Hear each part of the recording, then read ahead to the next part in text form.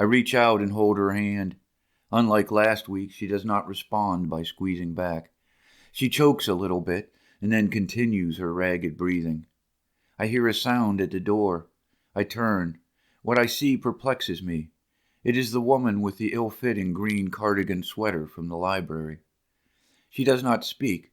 She looks at me, and then at number 368. The fragrance of her alarm permeates the air. Tentatively, she walks toward me as I offer number 368's hand.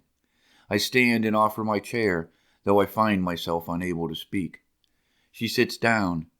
The alarm and confusion on her face give way to sorrow. She begins to weep. Note: a woman's tears, although odorless, have been proven to have a biological effect on men, decreasing the possibility of sexual arousal.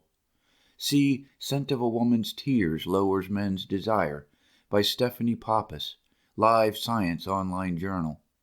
Curious. She leans close to number 368's face, pats her hand, and says, "Mother, can you hear me? It's me, Marie. It's your daughter." She lowers her head and sobs. "It's going to be okay." I fight off the urge to cry myself, a most annoying and inopportune urge, but I hold steady for the sake of my work. At this moment their scents intermingle. I inhale deeply, sensing the deep relationship between these two women. Fascinating. Perhaps I'll begin a new profile on her as well. I suspect that the sweater she is wearing is actually her mother's, an artifact of great import, no doubt. Then it is over. Number 368's breathing stops. Death is such a quiet thing. I move to the other side of the bed to get a closer smell.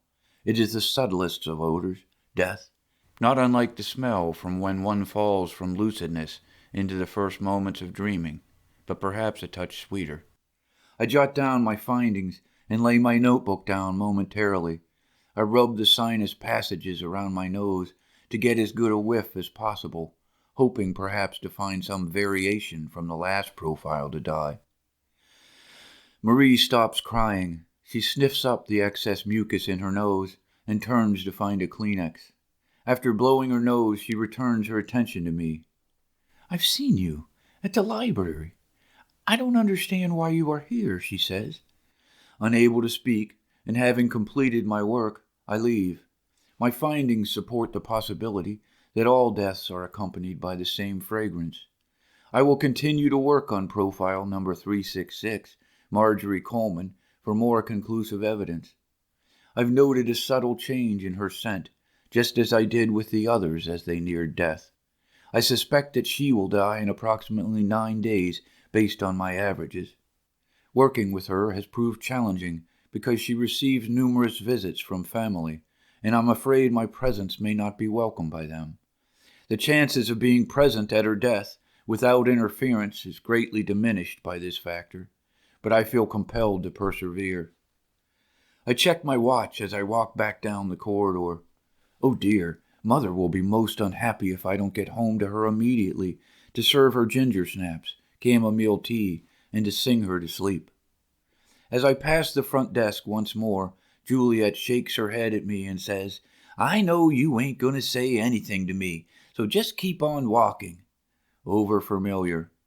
I walk back out of the main entrance into the brisk January air and take a moment to smell the cedar bushes and the exhaust from the ambulance waiting in the drive.